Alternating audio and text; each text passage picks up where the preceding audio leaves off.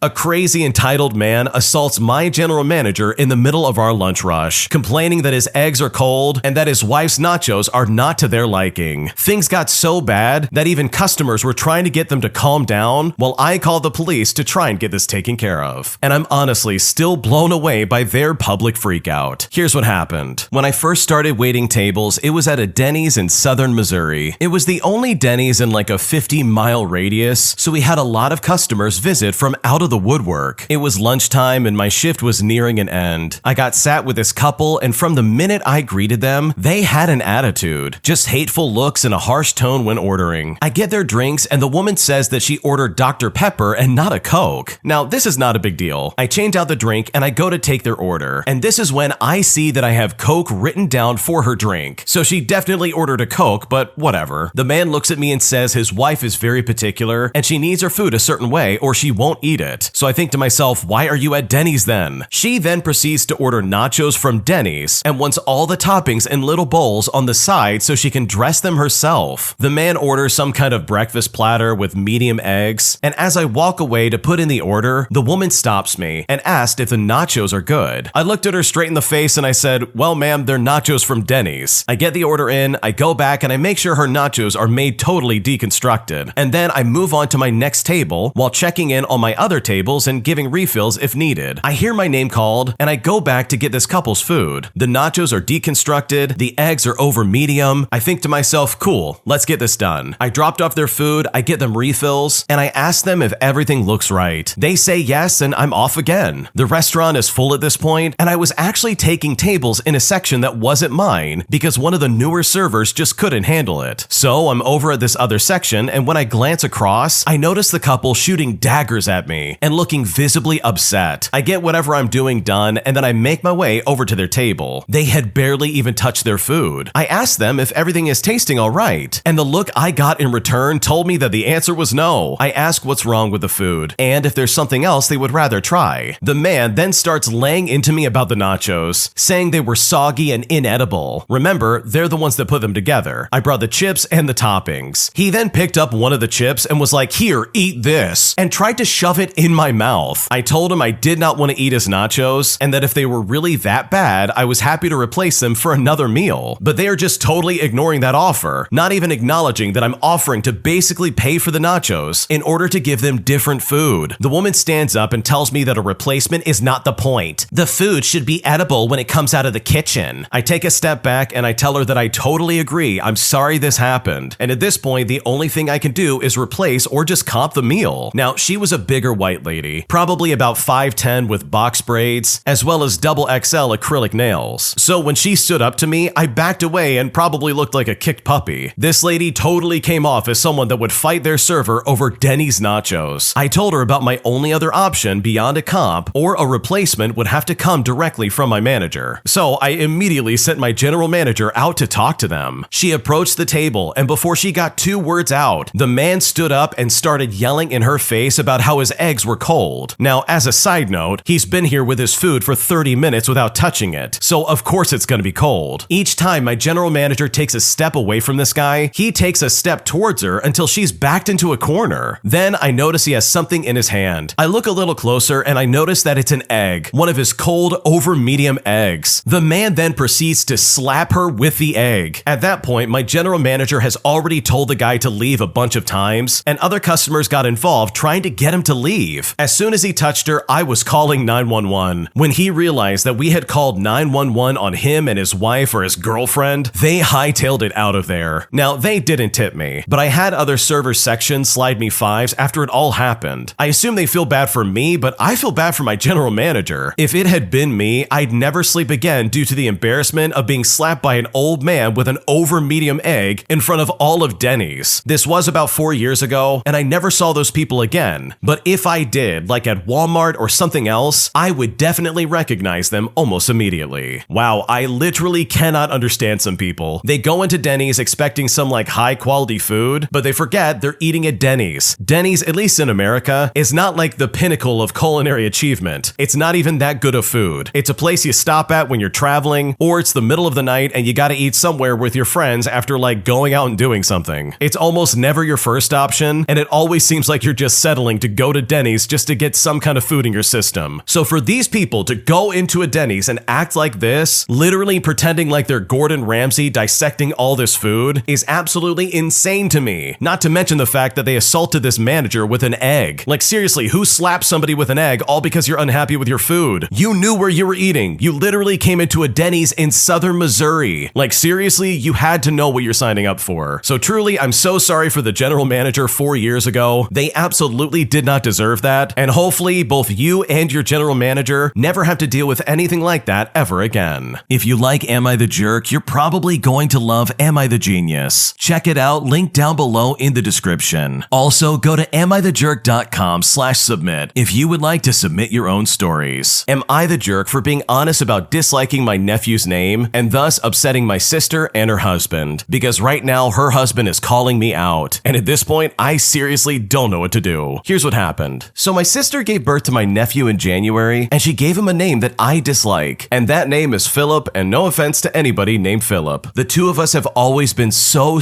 close, and we always swore that we would be honest with each other when asked. I mean, that has always been our relationship. We feel it keeps us close and stops hard feelings because if we don't want to hear something, we just don't ask. There has never been a time I didn't want her honesty, so I will ask her anything looking for an honest answer. My sister is a little more sensitive, which there's nothing wrong with that, but I get her not asking everything if she feels like it would hurt her feelings. Well, she asked me what I thought of the name because according to her, I was the only one who didn't comment about loving the name. And I'm not saying every single person she meets compliments the name, just that those in her and her husband's circle absolutely did. So 2 to 3 weeks after my nephew was born, she asked me if I didn't like his name. She said my reaction was very muted and it made her wonder. So I was honest and I told her that I didn't like the name, but I reassured her that I love my nephew very much. She asked me some more questions that I answered honestly, and I was even open about names I would use for my future child when asked. My sister made a joke that it was weird to find a topic that we were so opposite on, but she was glad that we talked. Now, I didn't think anything more of it, but then a week and a half ago, my sister's husband made a sarcastic remark that he was surprised I would spend money on such a nice gift for my nephew, especially one that has his name on it, when I don't even like the name. My sister told him to stop and apologize for his reaction. He grumbled and she grumbled back at him. Then he got me alone and told me I had made my sister cry when I told her I disliked my nephew's name. He then asked me how I would like it if she said that to me, and I told him I would expect her to be honest if she disliked the name I picked for my future kids, and I asked her the question. I said we don't lie to each other, and it's been that way since we were kids. He said he had no idea what kind of name I would like if I disliked Philip, and if I would dislike the middle name as well, but it would take an awful kind of person to tell a new parent they dislike the name they chose for their child. And he said I broke my sister's heart, which should make me feel so ashamed. I spoke to my sister after that, and I apologized for upsetting her. She wanted to know where I learned it, but answered herself before she finished the question. She apologized to me and admitted that she was upset, but that she should have known better than to ask the question, that I didn't go out of my way to give feedback on the name, and she knows herself better than that. She apologized for her husband again and told me not to listen. But then her husband reached out again and told me my sister is trying to spare my feelings. So honestly, am I the jerk in this situation? What should I do? Okay, first of all, I don't think you're the jerk for being honest with your sister, but unfortunately, it kind of seems like you upset your brother-in-law. He definitely got caught in the crossfire when it comes to you not liking the name Philip, and it seems like he's way more upset about this than your sister is. And here's the thing, if you have an open communication with your sister about everything, and you guys are like super honest about everything that's going on in your life or anything like that, in my opinion, I think that's fantastic. That's great. But clearly, based on the way your brother-in-law's acting, he was definitely not ready for that. So in my opinion, it doesn't really seem like your sister is that upset, but rather her husband seems to be like determined to cause problems. Like he is really upset that you don't like this name, even though you didn't go out of your way to say anything about the name. So hopefully your sister's husband can like get it together in some kind of way, because clearly this guy is very upset. Am I the jerk for not wanting to invite my mom to live with me after her man broke up with her, leaving her with literally no one in her life? Because right now she is guilt tripping me hard, and at this point I seriously don't know what to do. This story also came from the Am I the Jerk subreddit. Check the links in the description if you would like to submit your own story. So ever since I remember, we can't live close by my mom without her trying to completely control my life. I'm a 29-year-old female and I grew up in a small village in a non-English country in Europe. As a child, I was was not allowed to go further from our house than where I was still visible, which at that age still made sense. She didn't let me choose the high school I went to, even though the one I went to was right next to an art school that I wanted to go to. The community in my school was also terrible. I was always pushed aside, I had no friends, and all this other stuff. But by her opinion, it was entirely my fault, and not the fact that she didn't let me go to school parties or the weekend activities. I found friends through one of my hobbies, and we held meetings on Saturdays. I had to go home by 6 o'clock, or she was hysterical and calling me just to shout at me. She even got a hold of a friend's phone number and was calling her if I didn't pick up. Fast forward, and I eventually went to university, but I was not allowed to go to the university that I wanted to go to, which was in our capital city, despite the fact that I got accepted there. This is because she wanted me to go to another one in a city that was closer to us. Now, as a fun fact, in our village, there are daily about 8 buses going straight to the capital, and this is about a 1.5 hour trip. Meanwhile, I had to go to a third city, switch buses, and ride another one for another hour to where her choice of university was located. But at least I got to stay at my choice of student hostel. At first, I was happy. I was finally at the university. I had some freedom. Well, or so I thought. She called me every single day, and it didn't matter if I was in class. If she didn't call me, I had to call her. And if I didn't, she was nonstop calling me the next day, with the first line being, "Did you forget something?" And you would think at university you would have fun and go to parties, right? Well, as you could probably guess, I couldn't do that. My dad passed away when I was 14 years old, so the government provided some money to me, which she got into her bank account, by the way, and refused to hand it to me except if I went home every single weekend. And she only gave me an account to barely be enough for the week. I had to pay for the student hostel and the bus tickets from this money as well. If I even dared to say that I'd like to stay because there's an event or we have a party or we're having like a board game competition, she would just start drama, which included guilt tripping and emotionally manipulating me. She would say to me, "Oh, I see. You don't need your mother. You don't love me anymore, right? I can just pass away and you just don't even care, right?" And eventually her crying voice was just a basic part of the conversation. She basically forced me home, and I couldn't be part of the otherwise awesome community that we had. Otherwise, I hated the university, and I left it after a year of struggling and moved overseas. We had a great relationship after that, and I really have to thank the 2,000-kilometer distance for helping with that. 5 years later, during COVID, I moved closer to her, but was still not in our original country. But unfortunately, she lives in this other country too, and a couple of years ago, she claimed that she doesn't want to be alone. She has a partner, but it's like a war zone between them, and they are about to break up. About 5 weeks ago, she went on a 3-week-long medical trip, which second day, her man said that she's not allowed to go back to their flat because he knows that she's not gone for medical reasons, but instead she's gone to cheat on him, which is not true because yes, he does have mental problems. So she claimed that she started to look for available flats, but as I had to realize, she was looking for ones where she could move in with me. I mean, I told her that I'm planning to move from where I live now, but it is a fact that I'll never move in with her. She is simply not good for my mental health, and I told her this the moment I realized she was planning this. For the rest of the time, we barely talked and never about this. Anyways, fast forward to the last day of her trip when she called me crying and screaming while I was at work. She said to me, "You don't even care if your mother ends up on the streets. I was here for 3 weeks, and you didn't ever think of offering me to stay at your flat? I can't believe how rude and disgusting you are. I didn't raise you like that." Well, after listening to her cry and huffing about for 5 minutes, I asked her and I said, "Why do I have to offer that? If I know I have a problem, then I'll ask for help, but you didn't do that." She then said to me, "Last time you said you don't want anyone to go to your house, so I don't go if I'm not invited." And then the call was ended. I have to say, at this point with neighbors and friends, we tried to tell her for years now to break up with him and move away, but in her eyes, we were all in the wrong. And yes, I did say that I don't want guests in my house, but it was literally 3 years ago. And she hates the fact that I have 3 cats and a dog in my flat, and if she sits down, she'll be all fuzzy with hair. And trust me, she never missed the opportunity to tell me about it. On the other hand though, for like a year and a half, I have a flatmate that's freshly out of a bad relationship who she is always bad-mouthing. Even today, when I'm writing this, she refused to hand over the 400 euros that someone paid me from our home country for something that I sold there, and she's the only one who still has a bank account there, so it was paid to her, and she was expected to hand me the money. Well, now she's giving me this attitude and requirements to get my own money. It's not too much, but just about the amount to pay my loan and most of my bills for the month. But it's just one of many reasons reasons that she can be angry with me. She hates the fact that I'm single and I have cats, and that I don't want children. I'm an only child and she wants grandchildren. Now, at 18 years old, I told her that I don't like to drive, and she ended up hitting me so hard that I've had problems seeing with my right eye. I also don't want her in my house with my pets that she hates, and they are all scared of her. She makes me anxious, nervous, and I was never enough for her, and she made sure that I knew it. She will be sweet to my friend face to face, and then bad-mouthing her the moment she's not in the same room. But here's the thing, if she had simply asked me to stay at her place until she found a place for herself, I would honestly say okay. I still love her, but I can't stand to physically be too close to her. I can't put up with any more of her garbage right now. I had enough in the last couple of months in my life even without her. I honestly need a break, and at this point, I seriously don't know what to do. Yeah, I've got to be honest, that sounds like a massive mistake if you let her move in. Your mom sounds kind of like a narcissist, and she does not sound like a good person at all. Like, she was super controlling when you were a kid, she made all these rules even when you were in college, and even to this day, she's always trying to like get money out of you or make you meet some weird requirements just to get money that's yours. Like, that's bizarre to me, and I think whoever you sold that stuff to really made a mistake for giving your mom the money, because I really just don't think you're gonna get that back. And that really is just a net negative for you entirely. So with all things considered, I don't think you're the jerk at all for not wanting your mom to live with you in a new place of some kind. Like, I really think all the controlling behavior would only come back, and I think she would just revert back to that same person she was when you were a kid. And honestly, with what you've described, I definitely think that you do not deserve that in the slightest. Am I the jerk for confronting my neighbors about their loud parties? Because they are constantly so loud and they're making me lose so much sleep. But after my most recent interaction with them, they reacted very poorly towards me. And at this point, I seriously don't know what to do. Living in a close-knit apartment complex can be both a blessing and a curse. While it's great to have friendly neighbors, sometimes issues arise that test the boundaries of civility. My recent encounter with my next-door neighbors left me questioning if I had overstepped my bounds. For weeks, my neighbors had been hosting loud parties well into the early hours of the morning. The booming music and loud laughter and constant stream of guests made it impossible for me to get a good night's sleep, especially on weekdays when I had to wake up early for work. After numerous sleepless nights, I decided enough was enough. One Saturday evening, as the noise reached an unbearable level yet again, I mustered up the courage to knock on their door and address the issue. When my neighbor, let's call him Tom, answered the door, he seemed surprised to see me standing there with a frustrated expression. I calmly explained how the noise from their parties was disrupting my sleep and impacting my daily life. I requested that they keep the volume down or consider hosting their gatherings somewhere else. Now, at first, Tom seemed apologetic and promised to be more mindful of the noise in the future. However, as the weeks went by, the loud parties persisted, and it became evident that my polite request has fallen on deaf ears. Frustrated by the lack of improvement, I decided to take a more assertive approach. One evening, when the noise reached an intolerable level yet again, I marched over to their apartment and confronted Tom and his friends directly. My tone was firm as I demanded that they turn down the music and show some consideration for their neighbors. Well, Tom and his friends reacted defensively, accusing me of being uptight and ruining their fun. They argued that they had every right to enjoy themselves in their own home and dismissed my complaints as petty. As I returned to my apartment, I couldn't help but wonder if I'd been too confrontational in my approach. Had I been too quick to escalate the situation, or was I justified in standing up for my rights to peace and quiet? So am I the jerk for challenging my neighbors in the way that I did? What should I do? Let me tell you something. You are not only not the jerk, but your neighbor is absolutely a massive jerk. In most apartment complexes, there's like a designated time where you have to be quiet. Like, it's typically in some kind of homeowner's agreement or a contract you have with a building that basically says after, like, let's say 10 o'clock p.m., you have to keep the noise down or you will get in trouble. And that trouble usually comes from like fees or having the police called or something like that. So for Tom and his friends to be like, ooh, we have a right to have a party, that in my opinion is completely out of line, because the noise they're making is not protected by some kind of right that they think they have. They're literally disturbing the peace and they need to keep it down. And in my opinion, I think you've done way more than most people would have done in this situation. You went up to him the first time and you tried to be nice. Like, you really did try to say, hey, could you please just keep it down? It's way too loud and I can't get any sleep. It's bothering me. You tried to be civil and take like a nice approach of some kind just to try and get the message across. But clearly this guy doesn't care about you at all, so he just kept doing that regardless of what you said. And that, in my opinion, is like the biggest red flag you could possibly look for. You tried to be nice and say, hey, could you keep it down? And this guy guy still did not respect your wishes. So the fact that you went back a second time to be like, guys, I said keep it down, is not only not out of line, but it really is like the final straw before you start calling the police. Which, by the way, is a right that you absolutely have. If he's keeping you up all night every single weekend and not allowing you to get any kind of sleep, that's when I would call the police and be like, look, I've tried to warn this guy, I've got it documented that I tried to warn this guy, and he is still not getting the picture. Because at this point, it's out of your hands. So I know if I was in your shoes and I was dealing with this again in any capacity, I would not only write an email to the apartment complex itself and describe exactly the steps you've taken to quiet down your neighbor, but I would also happily call the police and be like, yeah, I got a noise complaint, my neighbors downstairs are being obnoxious and they won't stop. And then you let them take it from there, because you have every right to get a good night's sleep in your apartment complex. And if your neighbors are being disrespectful of you, then in my opinion, they absolutely deserve to get put in their place. When you subscribe, make sure to hit the bell to turn on notifications. To finish listening to all the stories, check out the playlist at the top of the description. And if you want some chill music to put on in the background, check out easymode.com. If you like Am I the Jerk, subscribe to Am I the Genius. Everything will be linked down below in the description.